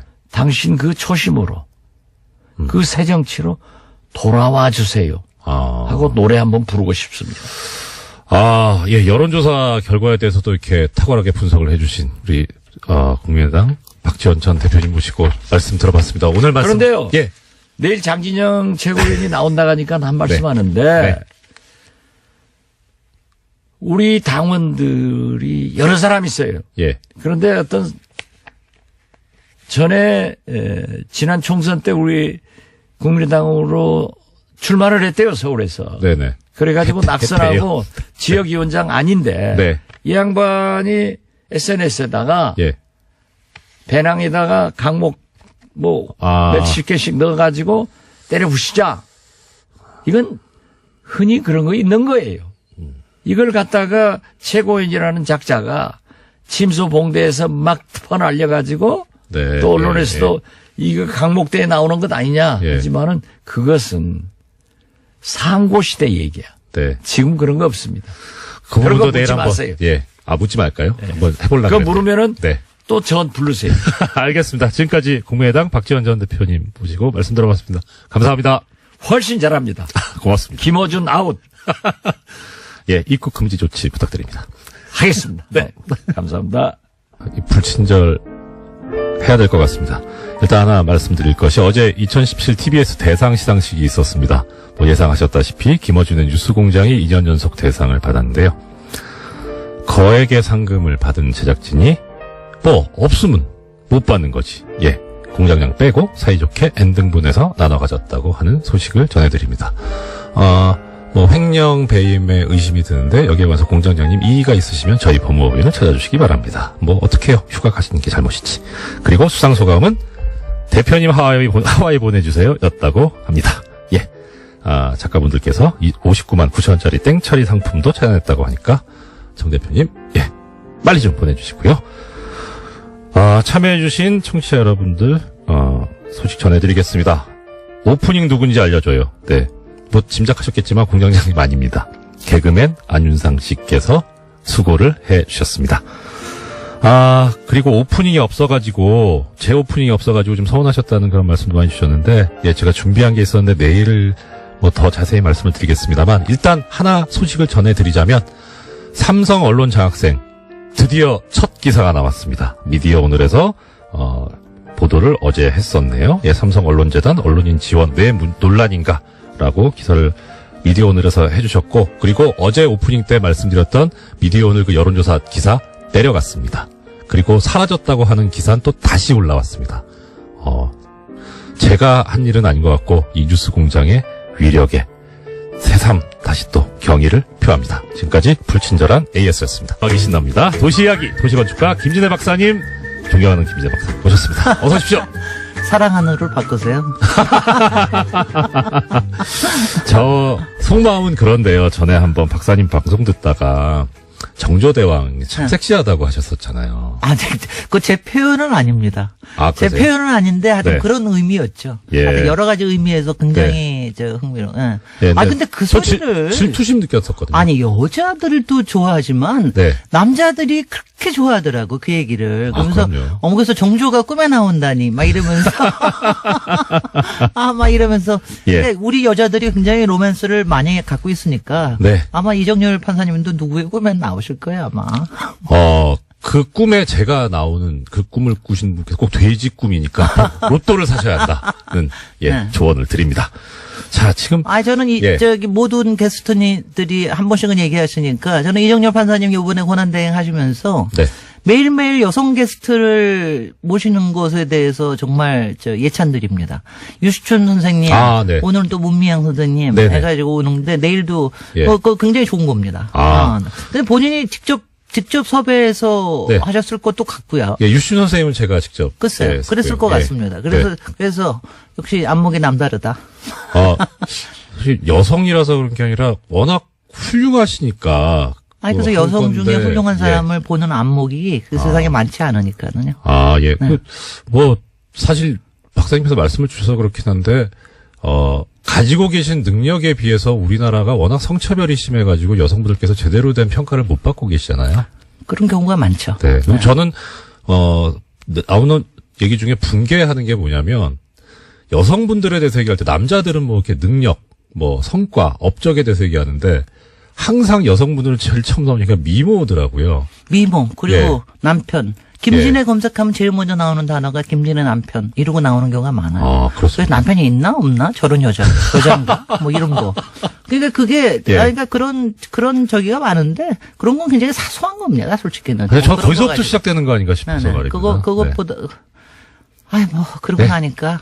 아유, 오늘 저 청취자분들께서 도시 이야기 기다리실 텐데, 제가 지금, 다른 얘기를 하게 돼가지고. 오늘 주제가 뭐 사실 저희가 사고 났을 때마다 제가 안전사고에 대해서 얘기를 안 할 수가 없었는데 네네. 그린벨트 2탄은 다음 주일에 김어준 공장장하고 하도록 하고요. 네네. 지난주에 1탄을 했는데 예. 오늘은 안전사고 특히 이제 화재에 대해서 좀 얘기를 제천 해보는 참사가 있었으니까요. 근데 여러 가지 예. 분석들이 많이 나오기 때문에 제가 네. 여기서 뭐 그 분석 얘기를 제천 사고 자체를 가지고 얘기하는 것보다도요. 네네.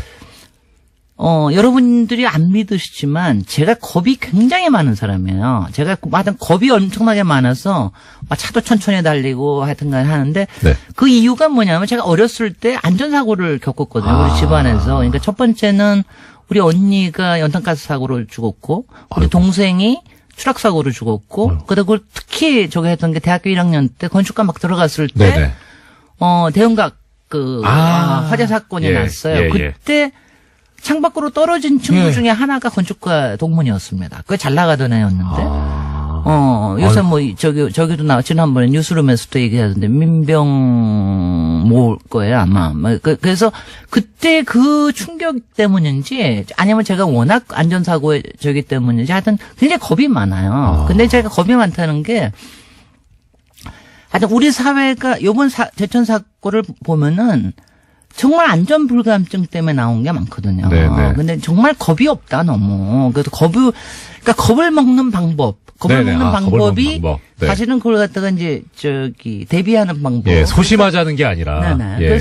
그래서 이제 몇 가지로 우리 이제 일반 사람들 입장에서 네네. 그리고 실제 불이 나기 전에 우리가 방비해야 될 게 뭔가, 예. 불이 났을 때는 어떻게 해야 되느냐, 네. 그다음에 국회에서 해야 될 일은 뭐냐, 정부에서 네. 해야 될 딱 세 가지씩 이렇게 짧지만 이제 세 가지씩 이렇게 얘기를 드리면. 네네.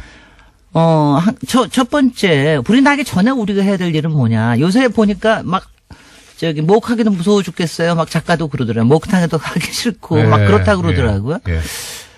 근데 제가 농담 삼아서 얘기하면 제가 4층에 사는데 바로 옥상 밑에 살아요. 우리 집 옥상에는 밧줄이 있어요. 밧줄이 제가 불이 나면은 제가 얼마나 겁이 많은 사람인지 알겠죠. 벽에다가 앵커 박아놨고 앵커에다가 이제 필요하면은 줄을 묶으려고, 그리고 이제 필요해서 이만한 동아줄, 배에서 네네. 쓰는 동아줄이 예. 그 옥상에 한 구탱에 있어요. 그래서 그럴 정도로 제가 이제 겁이 많거든요. 아니, 그러니까 겁의 문제는 아니죠. 아니, 근데 그러니까 대비하는 거죠. 네네. 그건 밧줄 같은 그런 게 자기한테 필요합니다. 아. 그래서 제가 이제 네. 그 세 가지를 얘기를 드리면, 첫 번째는 일단 비상구 확인하는 습관을 해야 됩니다. 비상구 제가 확인. 네. 왜냐하면 저는요, 영화관을 가든 뭐 극장에 가든 어딘지 간에 호텔에 가든 비상구부터 확인해요. 이거는 직업적인 훈련이기도 하지만 제가 겁이 많다는 게, 그러니까 비상구를 여기까지 얼마나 얼마나 갈 수 있는가, 이걸 비상구를 꼭 확인하셔야 됩니다. 네. 그리고 비상구 없는 집은 가지도 마셔야 됩니다. 요번에 제일 큰 문제가 비상구가 잠겨 있었다는 거 아니에요? 비상구. 그 목욕용품을 막혀 있었고. 그럼요. 잠겨 있었고. 그러니까 그건 예. 말이 안 되는 거거든요. 네. 그러니까 그리고 그거를 비상구를 일부러 거기다 바람이 들어오니까 좀 막아달라, 이런 거를 이제 소비자가 요구도 하셨다고 그러는데 그런 거 잊을 수가 없는 일이에요. 예. 그래서 비상구 확인하시는 습관 꼭 하셔야 되고요. 네. 그 다음에는 소화기 하나 비치하셔야 돼요. 소화기 비치. 근데 소화기 예. 비치는 제가 요번에 저도 소화기 비치가 한 번 하면 끝나는 게 아니라 한 7년에서 10년마다 한 번씩 바꾸게 돼 있어요. 이게 오래되니까. 뭐 소모품이. 그러니까 저도 그래서 예. 요번에 제일 먼저 한 게 소화기 바꿔야 되겠다고 들어갔더니 네. 소화기 품절됐더라고요. 전자 쇼핑몰에서. 네네.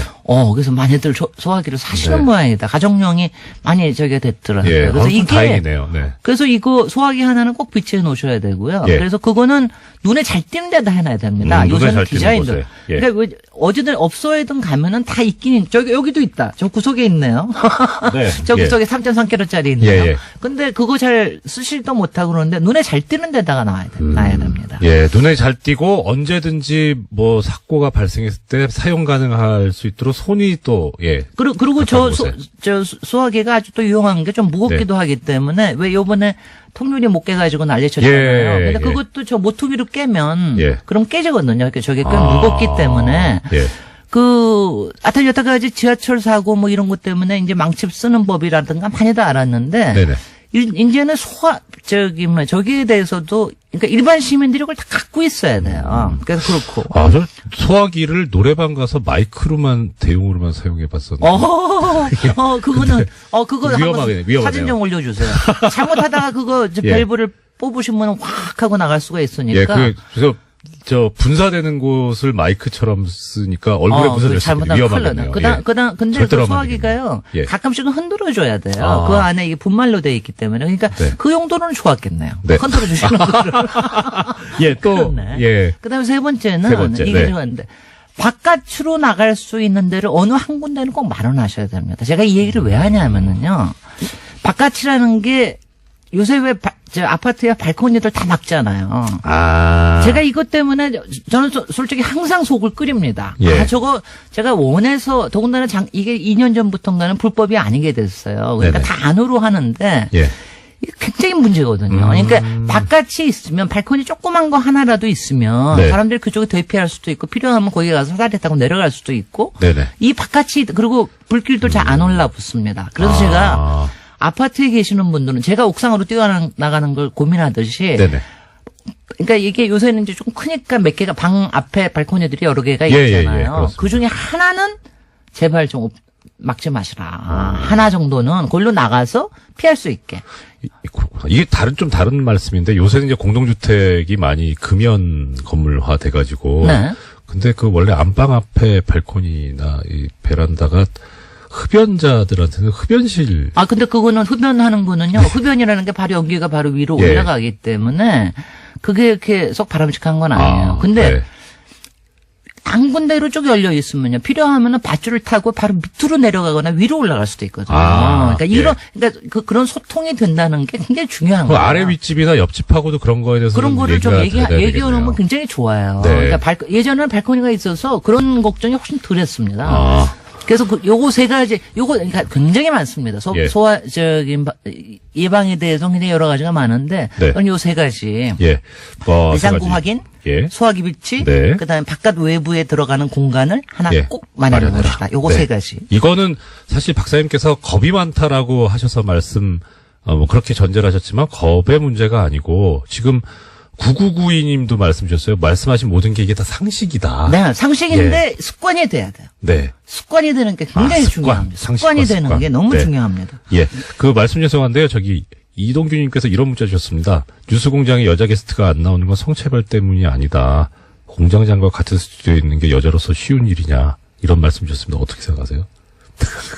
그래서 별로 남자로 안 보이던데? 큰일 났다. 털보로만 보이던데? 자, 그럼 이제 지금 이런 어떤 세 가지, 우리 해야 될, 말씀 주셨는데, 이제 이건 우리가 일반적으로 상식으로 가져야 되는 그런 문제고. 그 다음에 이제 실제로 불이 났을 때 어떻게 네, 해야 그렇습니다. 되느냐. 예. 요번에도 나타난 거. 왜냐하면 요번에가 제가 정말 화가 나는 게. 네. 요새 시설들이요. 예. 요번에 보십시오. 스프링클러 다 있지 않았습니까? 네네네네. 비상구도 다 있었잖아요. 예. 소방벨도 있었잖아요. 네. 다 있었는데 작동을 안 한 거 아닙니까? 말이 안 되는 거 아니에요. 스프링클러에 한 것 같기도 한 보도가 있긴 했는데 제대로 안 터졌죠. 예. 아니, 356개가 다 있었는데 네.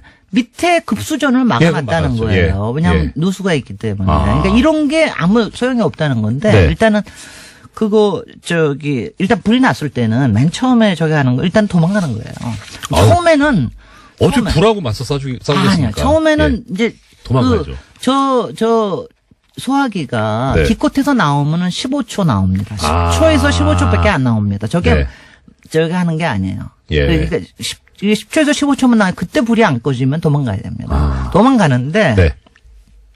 아니 왜냐하면 이게 도망간다는 걸 사람들이 왜냐하면 생각을 잘 못해요. 내가 이거 뭐 별 문제가 없겠지 뭐 이런 생각을 하시는데 도망가야 됩니다. 네. 그리고 도망을 이제 어디로 가느냐 저게 네네네. 하는데 하나는 처음에 도망가실 때 이번에도 제가 불 타 죽는 경우가 많지 않은 건 아시죠? 그렇죠. 예. 먼저 유독가스를 맞고 질식해서 정신이 혼미한 상태에서 타 죽는 거거든요. 네.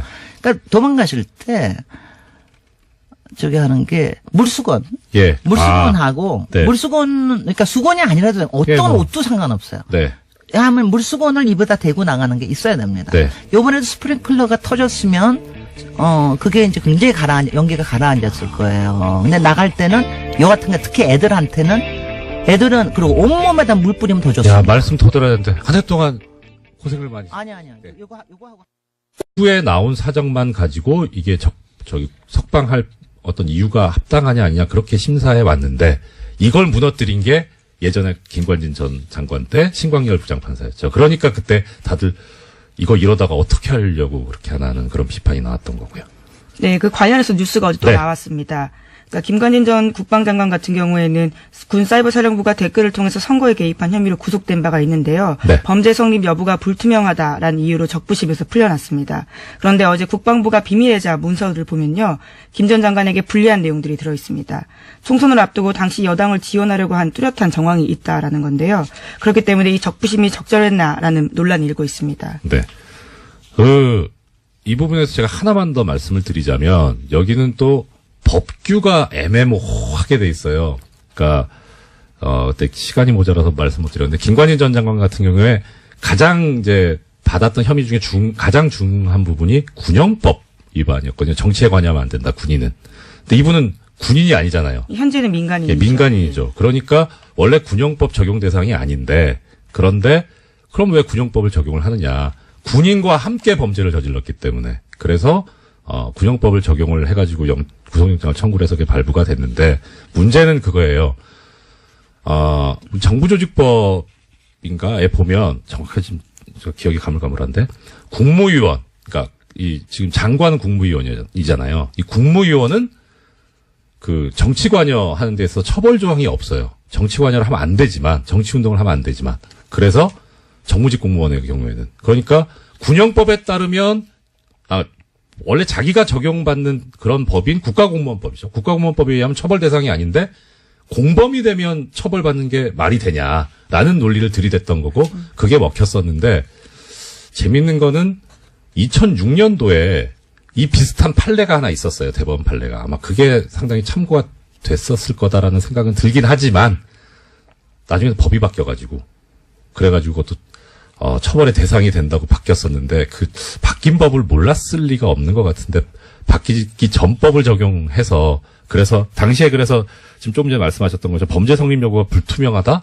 해서 석방을 했는데 안 불투명합니다. 투명합니다. 범죄됩니다 이거. 네, 게다가 계속해서 증거들이 나오고 있어서요. 예, 그러니까 이 증거의 문제가 아니라 법적인 문제였었거든요. 그런데 뭐 지금 이렇게까지 되니까 이제 근데 뭐 마지막으로 이 부분에서 하나만 더 말씀드리자면 그 당시에 그 신광열 부장판사를 비롯한 서울중앙지방법원 형사수석부가 무슨 만행을 저지른 거냐면 이 군이 댓글을 달면서 정치에 관여한 부분에 대해서 새로운 증거가 정말 뭐 한 트럭이 나와도 구속적 부심에서 석방이 된 경우에는 피의자가 도주했거나 증거를 인멸한 경우가 아니라면 그걸 그 동일한 범죄 사실을 가지고 구속을 다시 할 수가 없어요. 새로운 증거가 아무리 나와도.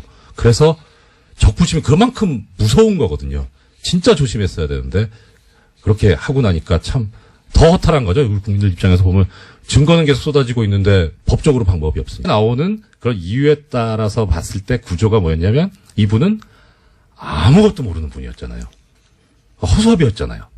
그러니까 그걸 그대로 지금 1심 판결이 그렇게 나와 있고 아직 그 판결이 뒤집어지기 전인 이상 영장전담 재판부에서 볼 때는 이분은 허수아비인데 돈을 받았어요. 그러면 이걸 뇌물이라고 볼 수 있겠느냐. 이 돈을 받은 게 옳다, 뭐 잘한 거다 이런 차원을 떠나서 과연 이게 뇌물로 볼 수 있는 범죄냐 하는 데 대해서 인정하기가 그렇게 쉽진 않았을 겁니다. 근데 우리 애청자분들께서도 잘 알고 계시겠지만 지금 서울중앙지방법원의 영장전담 판사들이 너무 황당한 결정들 많이 해왔잖아요. 근데 저는 이거는 그냥 죄송합니다. 수긍이 가는 뭐 그럴 수도 있겠다라는 그런 결정인데도 불구하고 큰 믿음이 안 가는 게 전과들이 너무 많아서 그래서 다른 생각으로 한 게 아닐까.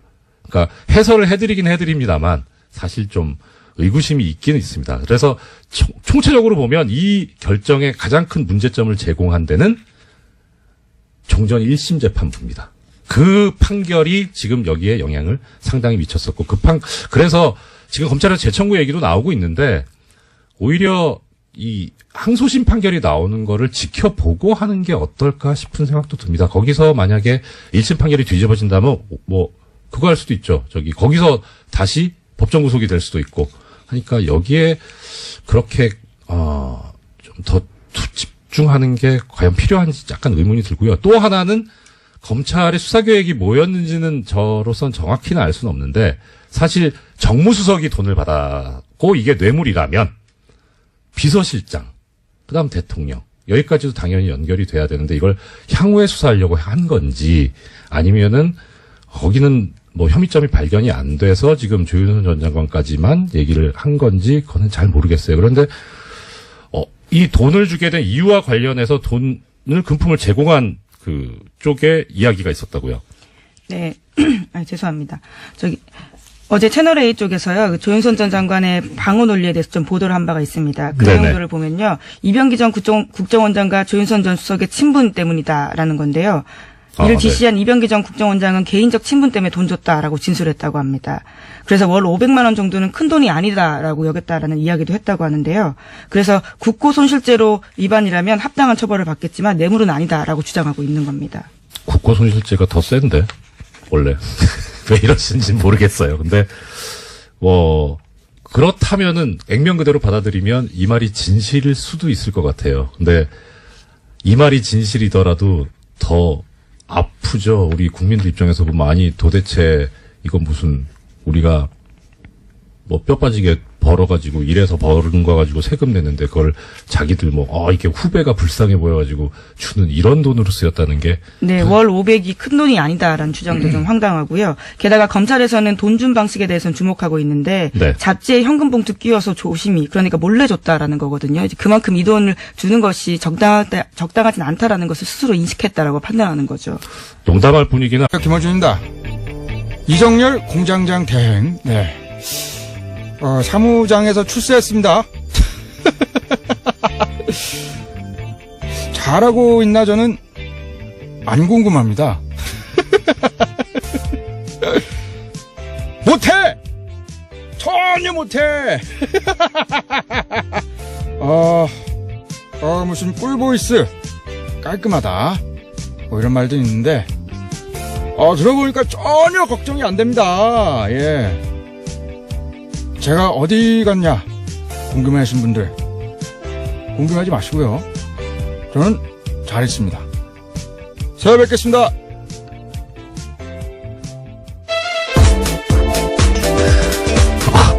예, 시사인의 김은지입니다.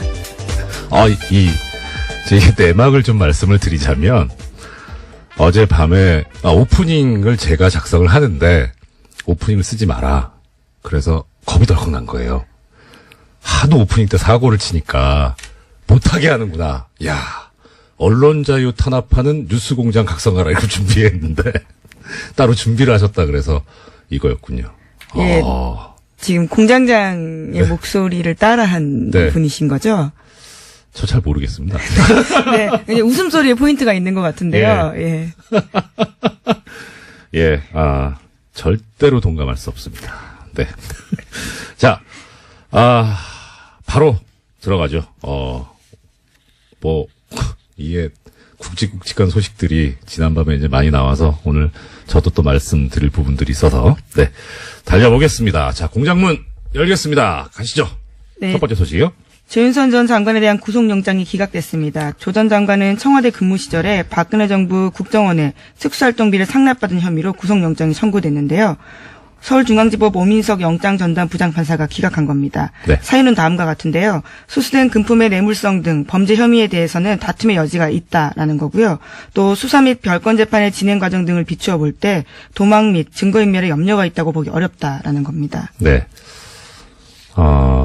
많은 분들께서 새벽에 눈을 뜨시고 나서 바로 혈압을 급상승시킨 뉴스였죠. 근데 이게 좀 송구스러운 말씀인데 저는 이거 좀 예상이 되는 거였어요. 어제 그래서 말씀을 좀 드리기가 좀 조심스러웠었는데 일단 이거 1인 2역을 할 수도 없고 네, 예. 영장 전담 다시 수석으로서 이게 미니 예, 인터뷰를 좀 하셔야 될 것 같아요. 본연의 업무로 돌아가서 네. 지금 그 조윤선 전 장관에 대해서 구속영장 청구가 기각이 되면서 영장 청구 기각 사유를 밝힌 게 아까 김 기자님께서 말씀드린 내용대로입니다. 수수된 금품의 뇌물성 등 범죄 혐의에 대해서 다툼의 여지가 있다. 그러니까 항상 말씀드리지만 다툼의 여지가 있다 이 말씀은 피의자가 주장하는 내용이 그대로 밝혀진다면 무죄가 선고될 가능성이 있기 때문에 그래서 이런 경우에는 범죄 혐의가 제대로 이제 나중에 유죄가 선고될 거라고 확 어느 정도 인정되지가 않기 때문에 그래서 구속할 수 없다는 그런 이유인데요. 그 근거가 된 게 이제 수수된 금품의 뇌물성. 조윤선 전 장관이 정무수석 시절에 돈을 국정원으로부터 받았는데 이게 그럼 뇌물이 아니라는 거냐? 네, 이게 이 상식하고 또 좀 어긋날 수 있는데. 네, 매달 500만 원씩 5천만 원 가량의 돈을 받았다라고 그렇죠. 합니다. 예. 이 정무수석이라고 하는 자리하고 국정원, 국가정보원이라고 하는 데하고 조직하고 비교를 해보면요. 우리가 일반적으로 뇌물이라고 생각을 할 때 어떤 경우냐면, 내가 이러이러한 현안이 있는데 당신이 그거를 해줄 수 있는 자리에 있으니까 이것 좀 해줘라 하면서 금품을 주는 거잖아요. 그러면은 국가정보원 입장에서 볼 때 정무수석한테 그런 청탁을 할 만한 사유가 뭐가 있을까? 사실 따져보면 없어요. 그래서 이제 만약에 뇌물을 주는 상대방이 대통령이면 이거는 뇌물이 되죠. 왜냐면은 국가정보원의 인사권을 대통령이 가지고 있기 때문에 그래서 인사청탁한다는 그런 어떤 포괄적인 직무 관련성을 가지고 줄 수 있는데 이건 약간 좀 약간 그렇다라는 생각을 했었어요. 근데 그 전에 이게 처음에 문제가 됐던 그 사안이 뭐였냐면 문고리 3인방에 대해서 이걸로 이제 뇌물로 구속영장 청구가 있었는데 그때 사실 좀 걱정이 됐었거든요.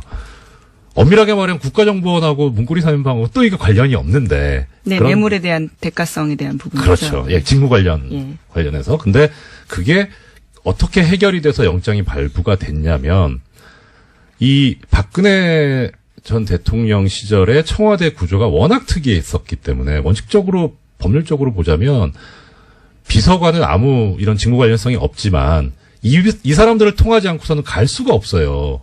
접근이.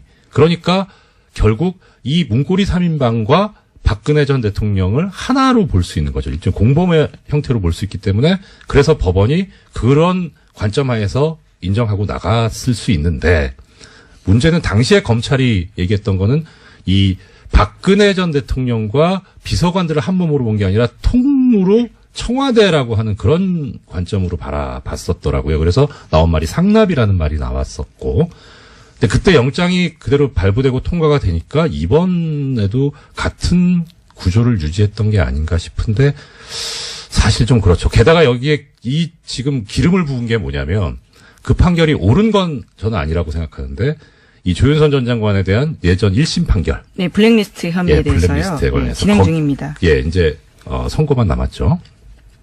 거기서 그 재판부가 판결 이후에 아주 황당한 논리를 제시를 하는데 애청자 여러분들 기억하실 겁니다.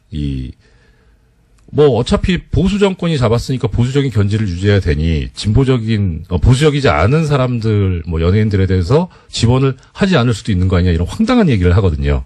그리고 그 다음에 조윤선 전 장관 같은 경우에는 그 당시 판결에서 보면 판결은 아닙니다만 이 잡지가 시사인이라면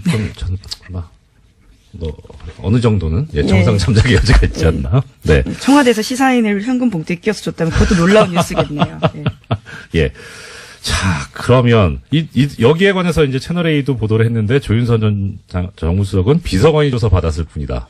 예, 결국은 또다시 허수아비 논리를 이야기하고 있는 건데요. 네. 그냥 줬으니까 받았을 뿐이고 이것이 위법한지 몰랐다라는 주장을 하고 있습니다. 그래도 나름 아시는 분들은 아실 텐데 조윤선 전 장관이 저랑 사법연수원 동기거든요. 이분이 연수원 때 아니랬는데 갑자기 정치계로 들어가서 허수아비가 되셨는지 왜 이렇게 이게 저 법률계에서는 이렇게 얘기합니다. 우리가 그 항변이라는 말을 쓰잖아요. 뭐 보통은 뭐 무효 항변, 뭐 취소 항변 이러는데 이거를 바보 항변이라고 합니다. 바보 항변은 법률상 이유가 없는데 받아들이지 않는데 참 열심히 쓰시는 것 같습니다.